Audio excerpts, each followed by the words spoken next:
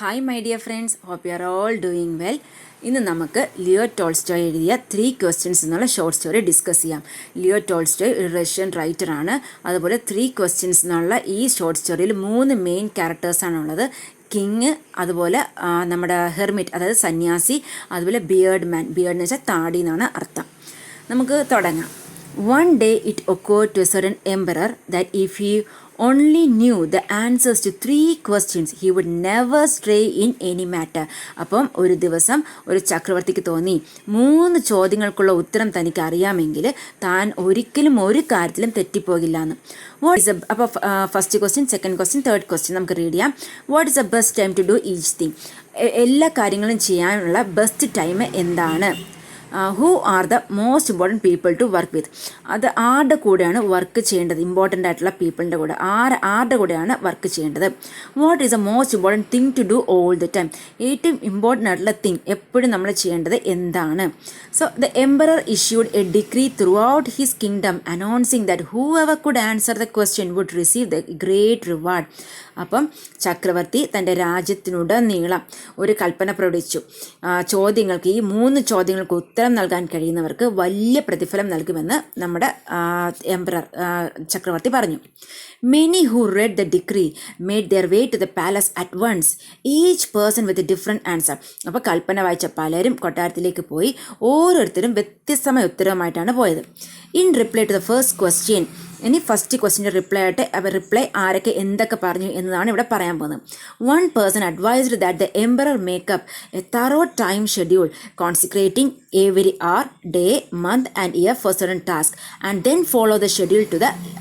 അപ്പം ഇവിടെ എന്താ സംഭവിച്ചതെന്ന് വെച്ച് കഴിഞ്ഞാൽ, ഫസ്റ്റ് ക്വസ്റ്റ്യന് ഒരാൾ എന്താ പറഞ്ഞു വെച്ച് കഴിഞ്ഞാൽ, എംപറർ ഒരു കറക്റ്റ് ഒരു ടൈം ഷെഡ്യൂൾ റെഡിയാക്കണം. അതായത് ഈ അവറിൽ എന്ത് ചെയ്യും, ഡേ, മന്ത്, ഇയർ, ഈ ഓരോ ടാസ്കും എപ്പോൾ ചെയ്യണം എന്നുള്ളത് ഷെഡ്യൂൾ ചെയ്താൽ അത് ഈസി ആയിരിക്കും ഫോളോ ചെയ്യാൻ.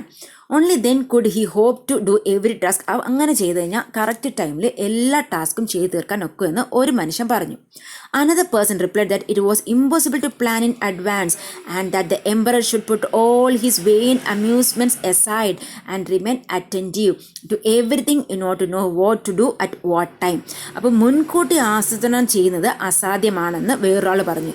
അതുപോലെ ചക്രവർത്തി വ്യർത്ഥമായ, അതായത് വെയിൻ അമ്യൂസ്മെൻറ്റ്സ്, വ്യർത്ഥമായ എല്ലാ വിനോദങ്ങളിലും മാറ്റിവെച്ച് എല്ലാ കാര്യത്തിലും ശ്രദ്ധാലുവായിരിക്കണമെന്നും ഏത് സമയത്ത് എന്ത് ചെയ്യണമെന്ന് അറിയണമെന്നും വേറൊരു മനുഷ്യൻ പറഞ്ഞു.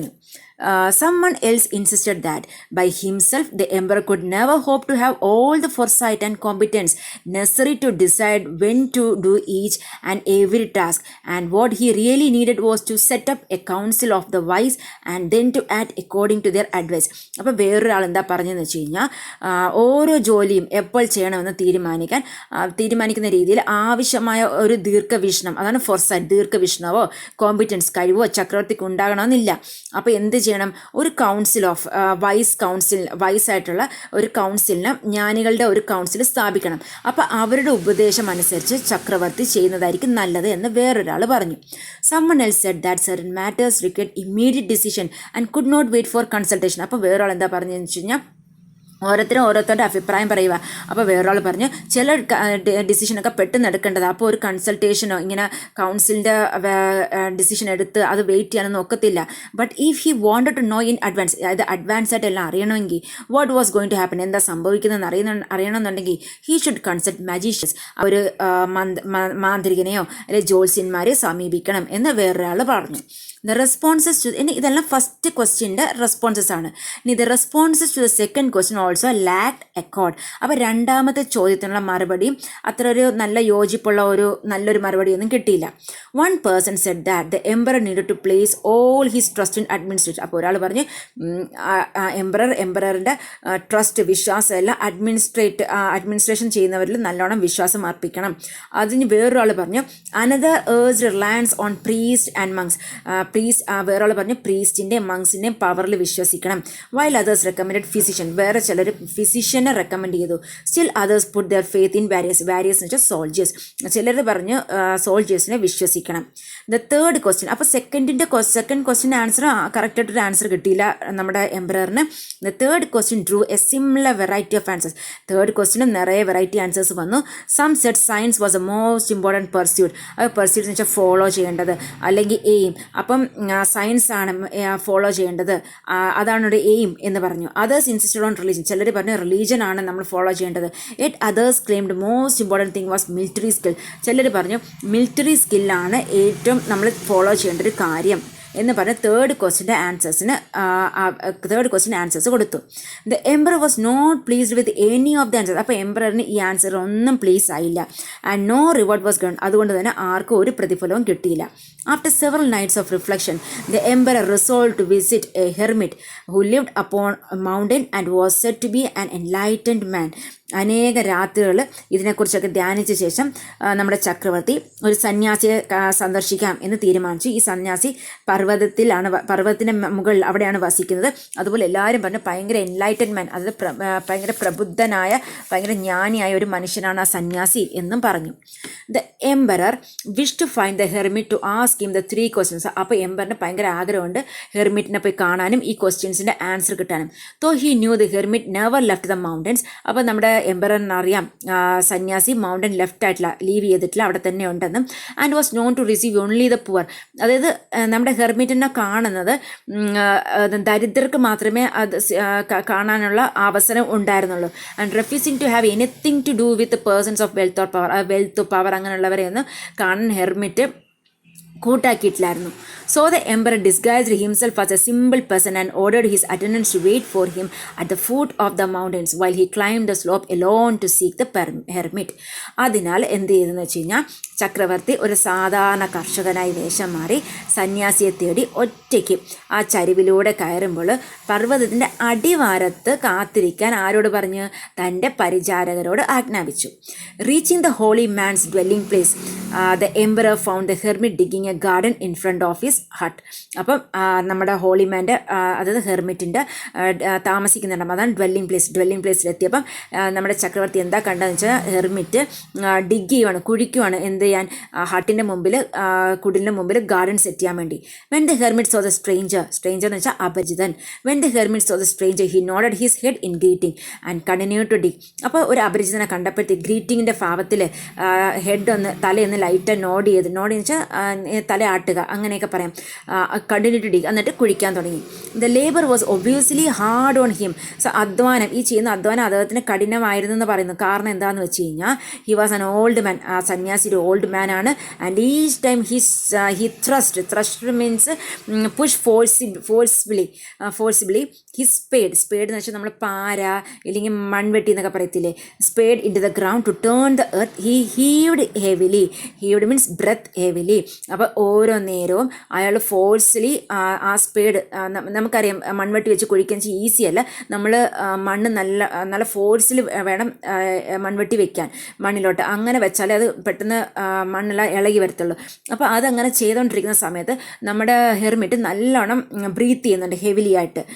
The emperor approached him and said I have come to ask you your help with 3 questions. അപ്പോൾ എംപറർ ചെന്നതും പറഞ്ഞു ഞാനിവിടെ നിങ്ങളുടെ അടുത്ത് വന്നത് എനിക്ക് 3 ക്വസ്റ്റ്യൻസിൻ്റെ ആൻസർ വേണം, ആ ഹെൽപ്പിന് വേണ്ടിയാണ് ഞാൻ വന്നത്.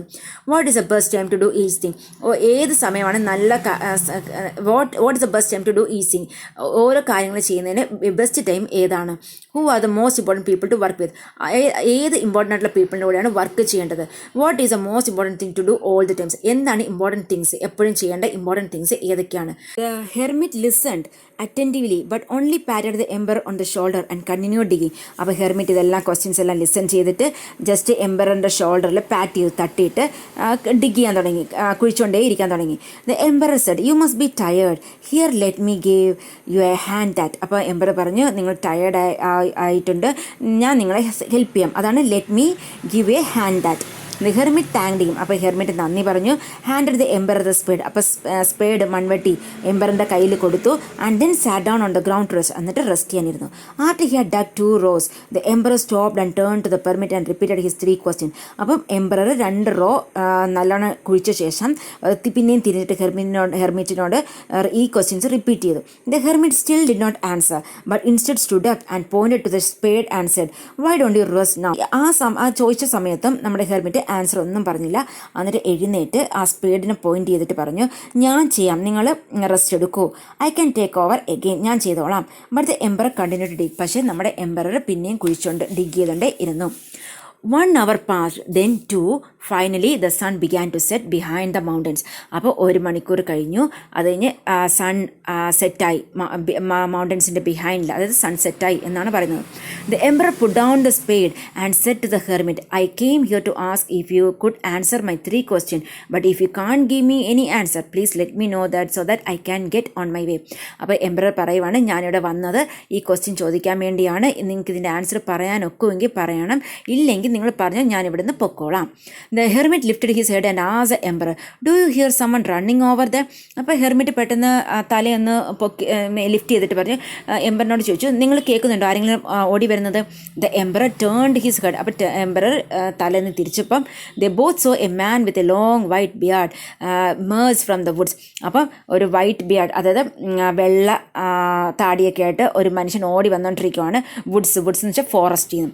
He ran wildly pressing his hands against a bloody wound in his stomach. അപ്പോൾ വയറിലെ രക്തം പുരണ്ട ആ മുറിവിൽ കൈകളൊക്കെ അമർത്തി അയാൾ ഭയങ്കരമായിട്ട് ഓടി വരുവാണ്. The man ran towards a emperor before falling unconscious to the ground. അപ്പോൾ ഈ മനുഷ്യൻ ഓടി വന്ന് എംപറിൻ്റെ മുമ്പിൽ അൺകോൺഷ്യസ് ആകുന്നതിന് മുമ്പ് തന്നെ എംപറിൻ്റെ മുമ്പിൽ എത്തി. വെർ ഹി ലേ ഗ്രോണിങ് എന്ന് വെച്ച് കഴിഞ്ഞാൽ വേദന കൊണ്ട് ഞെരുങ്ങുക എന്നൊക്കെ പറയത്തില്ല, അതിനെയാണ് ഗ്രോണിങ് എന്ന് പറയുന്നത്. Opening the man's clothing, the emperor and hermit saw that the man had received a deep gash. അപ്പം നമ്മുടെ എംപററും ഹെർമിറ്റും അയാളുടെ ഡ്രസ്സ് ഓപ്പൺ ചെയ്ത് നോക്കിയപ്പം അവർക്ക് മനസ്സിലായി ആ മനുഷ്യൻ ആഴത്തിലുള്ള ഒരു മുറിവേറ്റിരുന്നെന്ന്. The emperor clean the wound thoroughly and then used his own shirt to bandage it. അപ്പം എംപറർ എന്ത് ചെയ്തെന്ന് വെച്ച് കഴിഞ്ഞാൽ എംപറർ ആ വൂണ്ട് എന്ന് വെച്ചാൽ മുറിവ് തറലി നല്ലവണ്ണം ക്ലീൻ ചെയ്തിട്ട് തൻ്റെ സ്വന്തം ബാൻഡേജ് ആയിട്ട് കെട്ടാൻ വേണ്ടി യൂസ് ചെയ്തു. But the blood completely soaked it. ആ മിനിറ്റുകൾക്കുള്ളിൽ രക്തം പൂർണ്ണമായും കുതിർന്നു. Soaked it within minutes. He rinse the shirt out and bandage the wound a second time. അപ്പം ഷർട്ട് കഴുകിയിട്ട് രണ്ടാമത്തെ നേരം പിന്നെയും ബാൻഡേജ് ചെയ്യാൻ നോക്കിയ wound. And continue to do so until the flow of blood had stop. അപ്പോൾ പിന്നെയും ചെയ്ത് ജസ്റ്റ് ആ ബ്ലഡ് നിൽക്കുന്നവരേക്കും അതേ പ്രോസസ്സ് നടത്തിക്കൊണ്ടേയിരുന്നു. At last the wounded man regained consciousness. അങ്ങനെ അവസാനം ആ മുറിവേറ്റ മനുഷ്യൻ ബോധം വന്നു. And asked for a drink of water. കുറച്ച് വെള്ളം ചോദിച്ചു. The emperor ran down to the stream എന്ന് വെച്ചാൽ സ്മോൾ റിവർ, അരുവി എന്ന് പറയും, അരുവിയിലോട്ട് പോയി brought back a jug of fresh water, ഒരു ജഗ് ഓഫ് ഫ്രഷ് വാട്ടറായിട്ട് ഓടി വന്നു. Meanwhile the sun had disappeared and the night air had began to turn cold. അപ്പോഴത്തേക്കും സൺ സെറ്റായി, സൺ ഡിസപ്പിയറായി, അതുപോലെ രാത്രി നല്ലൊരു തണുത്ത കാറ്റ് വീശാൻ തുടങ്ങി. The hermit gave the emperor a hand in carrying the man to the hut where they laid him down on the hermit bed. അപ്പോൾ സന്യാസി ആ മനുഷ്യനെ കുടിലേക്ക് കൊണ്ടുപോകാൻ ചക്രവർത്തിക്ക് നമ്മളൊരു കൈ കൊടുക്കുന്നൊക്കെ പറ്റില്ല, അതുപോലെ ഒരു കൈ കൊടുത്ത് ഹെൽപ്പ് ചെയ്ത് അവിടെ അവർ അയാളെ സന്യാസിയുടെ കിടക്കയിൽ കിടത്തി. The man closed his eyes and lay quietly. അപ്പോൾ അയാൾ കണ്ണടച്ച് അങ്ങനെ ക്വയറ്റ്ലി കിടക്കുവാണ്. The emperor was worn out means tired from the long day of climbing the mountain and digging the garden. അപ്പോൾ എംപറർ ഭയങ്കര ടയേർഡായി, കാരണം രാവിലെ എല്ലാം മൗണ്ടൻ ക്ലൈംബ് ചെയ്തു, അതുപോലെ ക്ലൈംബ് ചെയ്ത് എത്തിയപ്പോൾ എന്താ ചെയ്തത്, ഗ്രൗണ്ടെല്ലാം ഡിഗ് ചെയ്യുമായിരുന്നു, കുഴിക്കുമായിരുന്നു. Leading against the doorway he fell asleep. അപ്പോൾ വാതിൽക്കൽ ചാരി നമ്മുടെ ചക്രവർത്തി എന്ത് ചെയ്തു, ഉറങ്ങിപ്പോയി. When he rose the sun had already risen over the mountain. അപ്പം അയാൾ എഴുന്നേറ്റപ്പം നമ്മുടെ എംപറർ എഴുന്നേറ്റപ്പോഴത്തേക്ക് ഓൾറെഡി സൂര്യൻ ഉദിച്ചു. For a moment he forget where he was. അപ്പോൾ ഒരു നിമിഷത്തേക്കാൾ മറന്നു, നമ്മുടെ ചക്രവർത്തി മറന്നു എവിടെയാണ്. And what he had come here for, എന്തിനാണ് ഞാനിവിടെ വന്നത് എന്നത് മറന്നുപോയി. He looked over to the ബെഡിലോട്ട് നോക്കി and so the wounded man also looking around him in confusion. അപ്പോൾ നോക്കിയപ്പോൾ വൂണ്ടഡ് മാൻ, ആ മുറിവേറ്റ മനുഷ്യന് ഒരേ കൺഫ്യൂഷനിൽ ഇങ്ങനെ നോക്കുവാണ് എന്താ ഇവിടെ സംഭവിക്കുന്നതെന്ന്. When he saw the emperor he stared at him intently and then said in a faint whisper please forgive me. അപ്പം എംപററിനെ കണ്ടതും ജസ്റ്റ് ഇങ്ങനെ തുറിച്ച് നോക്കുക എന്നുള്ളതാണ് സ്റ്റേർഡിൻ്റെ മീനിങ്. തുറിച്ച് നോക്കിയിട്ട് ഒരു ഫെയിൻഡ് ഒരു വിസ്പർ, അത് വിസ്പർ എന്ന് വെച്ച് കഴിഞ്ഞാൽ ഒച്ച നിറയെ കുറച്ച് പറയത്തില്ല, നമ്മളിങ്ങനെ രഹസ്യമായിട്ട് പറയത്തില്ല, അതേപോലെ വിസ്പർ ചെയ്തു പ്ലീസ് ഫോർഗീവ് മീ, എന്നോട് ക്ഷമിക്കൂ. But what have you done that I should forgive you. അപ്പോഴത്തേക്ക് നമ്മുടെ എംബറർ ചോദിച്ചു, അതിന് നിങ്ങൾ എന്താ എൻ്റെ അടുത്ത് ചെയ്തത് ഞാൻ നിങ്ങളോട് ക്ഷമിക്കാൻ വേണ്ടി. The emperor asked, you do not know me your majesty but I know you. അപ്പോൾ ആ മനുഷ്യൻ പറഞ്ഞു, നിങ്ങൾക്ക് എന്നെ അറിയത്തില്ല, പക്ഷേ എനിക്ക് നിങ്ങളെ അറിയാം. I was your sworn enemy and I had vowed to take vengeance on you. അപ്പം ഞാൻ നിങ്ങളുടെ സോൺ എനിമി എന്ന് വെച്ചാൽ ബദ്ധ ശത്രു എന്നൊക്കെ പറയത്തില്ല, ബദ്ധ ശത്രുവായിരുന്നു. അതുപോലെ പ്രതികാരം ചെയ്യുമെന്ന് ഞാൻ പ്രതിജ്ഞ എടുത്ത് ഇങ്ങനെ നടക്കുമായിരുന്നു. For during the last war you killed my brother and seized my property. അപ്പം ഇത് ലാസ്റ്റായിട്ട് നടന്ന യുദ്ധത്തിൽ നിങ്ങൾ എൻ്റെ ബ്രദറിനെ കൊല്ലുകയും എൻ്റെ പ്രോപ്പർട്ടി സീസ് ചെയ്ത്, അതായത് ക്യാപ്ചർ ചെയ്യുകയും ചെയ്തു. When I learned that you were coming alone to the mountain to meet the hermit, I resolved to surprise you on your way back to kill you. അപ്പം ഞാൻ അറിഞ്ഞു നിങ്ങളിങ്ങനെ ഒറ്റയ്ക്ക് മൗണ്ടൻ കടന്ന് ഇങ്ങനെ ഹെർമിറ്റിനെ കാണാൻ വേണ്ടി വരാൻ പോകണമെന്ന്. അപ്പം ഞാൻ തീരുമാനിച്ച് റിസോൾവ് ചെയ്ത് വെച്ചിരിക്കുമായിരുന്നു സർപ്രൈസായിട്ട് വന്ന് നിങ്ങളെ കൊല്ലണമെന്ന്. But after waiting a long time there was still no sign of you and so I left my ambush. Ambush എന്ന് വെച്ച് കഴിഞ്ഞാൽ ഒരാളെ അറ്റാക്ക് ചെയ്യാൻ വേണ്ടി ഹൈഡ് ചെയ്തിരിക്കുന്ന ആ പ്ലേസിനെയാണ് പറയുന്നത് ആംബിഷ് എന്ന് പറയുന്നത്. In order to see you out. അപ്പം ഞാനിങ്ങനെ വെയിറ്റ് ചെയ്തിരിക്കുമായിരുന്നു. അപ്പം നിങ്ങൾ തിരിച്ചു വരുന്ന ഒരു സൈനും കാണാത്തതുകൊണ്ട് ഞാൻ എന്ത് ചെയ്ത് ആ ഹൈഡിങ് പ്ലേസിൽ നിന്ന് വെളിയിലോട്ട് വന്നു.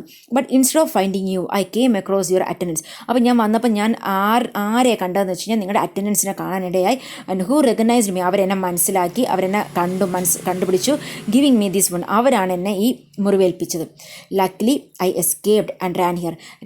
ഭാഗ്യത്തിന് ഞാൻ എസ്കേപ്പായി രക്ഷപ്പെട്ട് ഓടിവിടെ വന്നു. If I hadn't meet you I would surely be dead by now. അപ്പം ഞാൻ നിങ്ങളെ കണ്ടില്ലായിരുന്നെങ്കിൽ ഞാൻ തീർച്ചയായിട്ടും മരിച്ചിരുന്നതിനുമായിരുന്നു. I had intended to kill you but instead you saved my life and I will bid means propose my children and grandchildren to do the same. Please grant me of forgiveness. അപ്പോൾ അയാൾ പറയുവാണ്, ഞാൻ നിങ്ങളെ കൊല്ലാനായിട്ട് വന്നു, പക്ഷേ നിങ്ങൾ എന്താ ചെയ്തത്, എൻ്റെ ലൈഫ് സേവ് ചെയ്തു. ഞാൻ എൻ്റെ പിള്ളേരോടും എൻ്റെ ഗ്രാൻഡ് ചിൽഡ്രനോടും നിങ്ങളെ പ്രപ്പോസ് എന്ന് വെച്ച് കഴിഞ്ഞാൽ സേവിക്കാനും ഒരു നല്ല കൈൻഡായിട്ട് പെരുമാറാനും എല്ലാം പറയും. Please grant me your forgiveness, എന്നോട് ക്ഷമിക്കൂ എന്ന് പറയുന്നു. The emperor was overjoy to see that he was so easily reconciled എന്ന് വെച്ചാൽ മെർജ് ചെയ്ത്, അതായത് കമ്പൈൻ ആക്കുക, റീജോയിൻ ചെയ്യുക വിത്ത് എ ഫോർമർ എനിമി. അപ്പോൾ ഈ മുമ്പുണ്ടായിരുന്ന ഒരു എനിമി ശത്രുവായിട്ട് മെർജായി, അതായത് ഫ്രണ്ടായി എന്നതിൽ ഒരു സന്തോഷം വന്നു നമ്മുടെ എംപററിന്. He not only forgave the man but promised to return all the man's property.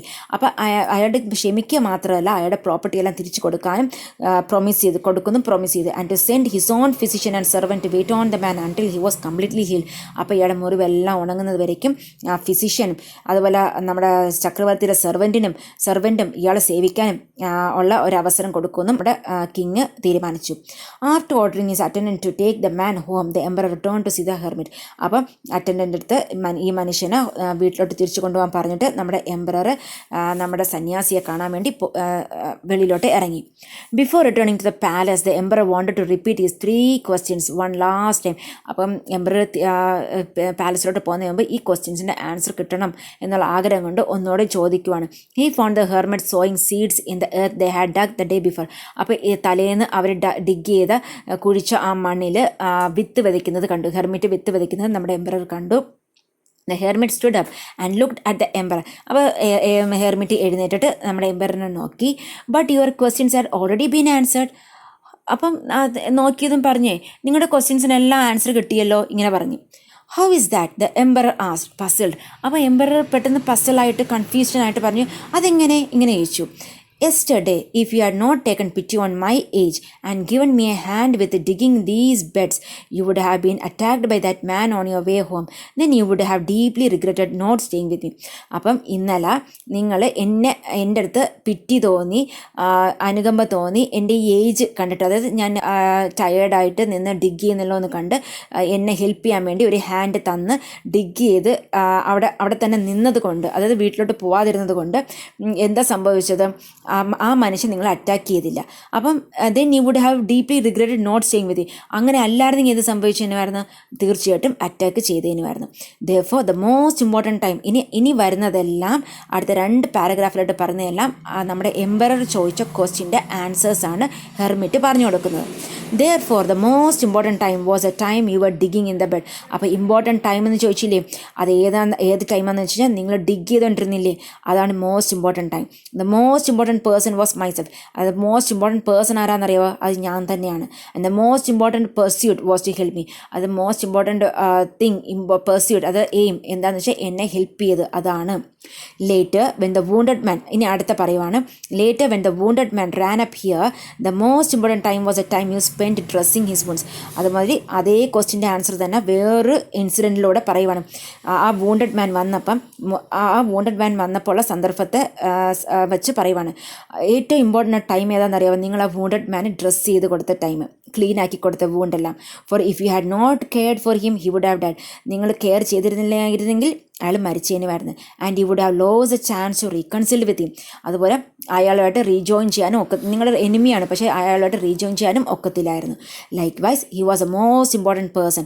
അതുപോലെ അയാളാണ് നിങ്ങളുടെ most important person. And the most important pursuit was taking care of his wounds. അതുപോലെ മെയിൻ എയിം എന്തായിരുന്നു വെച്ച് കഴിഞ്ഞാൽ അയാളെ ടേക്ക് കെയർ ചെയ്ത് അയാളുടെ വൂണ്ടെല്ലാം വെച്ച് കെട്ടിയില്ലേ, അതാണ് ഏറ്റവും ഇമ്പോർട്ടൻ്റ് ആയിട്ടുള്ള പർസ്യൂട്ട്. റിമെമ്പർ, ഇനി പറയുവാണ്, remember that there is only one important time that is now. ഓർക്കുക, നമുക്ക് ഒരു ഇമ്പോർട്ടൻറ്റ് ടൈമേ ഉള്ളൂ. അത് ഏതാണെന്ന് ചോദിച്ചാൽ നമ്മൾ ഈ ഇപ്പോൾ ഇരിക്കുന്ന നിമിഷമില്ലേ, ഇതാണ് പ്രസൻറ്റ്, ഇതാണ് നമ്മുടെ important time. The present moment is A only time over which we have dominion. നമുക്ക് ഡൊമൈൻ ചെയ്യാൻ പറ്റിയ ടൈം എന്ന് പറയുന്നത് നമ്മുടെ ഇമ്പോർട്ടൻറ്റ്, അത് ഈ പ്രസൻറ്റ് എന്ന് പറയുന്ന നമ്മളിപ്പോൾ ഇരിക്കുന്ന ഈ ടൈം മാത്രമാണ്. The most important person is always A person with whom you are. ഇനി മോസ്റ്റ് ഇമ്പോർട്ടൻറ്റ് പേഴ്സൺ ഏതാണെന്നൊരു ചോദിച്ചില്ലേ, അത് എപ്പോഴും ആരാന്ന് വെച്ച് കഴിഞ്ഞാൽ നിങ്ങൾ ആരുടെ കൂടെയാണോ ഇരിക്കുന്നത് അയാളാണ് most important person.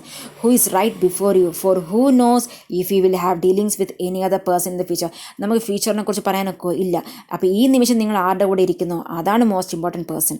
The most important pursuit is making that person the one standing at your side happy. For that Elon is A pursuit of life. അതുപോലെ മോസ്റ്റ് ഇമ്പോർട്ടൻറ്റ് എയിമിൻ്റെ ചോദിച്ചില്ലേ ക്വസ്റ്റ്യൻ, അതിൻ്റെ ആൻസർ എന്താണെന്ന് വെച്ച് കഴിഞ്ഞാൽ most important pursuit is making the person the one standing. നിങ്ങളുടെ അടുത്തിരിക്കുന്ന ആ മനുഷ്യന് ആരാണോ ഇരിക്കുന്നത് അവരെ ഹാപ്പി ആക്കുക, സന്തോഷമാക്കുക, അവരുടെ കാര്യങ്ങൾ അന്വേഷിക്കുക, അതാണ് ഏറ്റവും വലിയ pursuit. For that Elon is A pursuit of life. അത് മാത്രമാണ് നമ്മുടെ ലൈഫിൻ്റെ എയിം എന്ന് പറഞ്ഞിട്ട് നമ്മുടെ ഹെർമിറ്റ് എംപററിന് ഈ 3 ക്വസ്റ്റിൻ്റെ ആൻസറും പറഞ്ഞു കൊടുക്കുകയാണ്. അപ്പം നമ്മുടെ മോറൽ ഓഫ് ദ സ്റ്റോറി എന്താണെന്ന് ചോദിച്ചു കഴിഞ്ഞാൽ 3 ക്വസ്റ്റ്യൻസിൻ്റെ live in the present moment. നമ്മുടെ പ്രസൻറ്റ് മൊമെൻറ്റിൽ ലിവ് ചെയ്യുക. Value the people around you. നമ്മുടെ ചുറ്റിനുള്ളവരൊക്കെ വാല്യൂ കൊടുക്കുക. And focus on doing good deeds. അതുപോലെ ഗുഡ് ഡീഡ്സ് ചെയ്യുന്നതിൽ ഫോക്കസ് ചെയ്യുക. I hope you are clear with this explanation. നിങ്ങൾക്ക് ഈ വീഡിയോ യൂസ്ഫുൾ ആയിട്ട് തോന്നിയെങ്കിൽ നിങ്ങൾ നിങ്ങളുടെ ഫ്രണ്ട്സിനും ഷെയർ ചെയ്യുക. Thank you.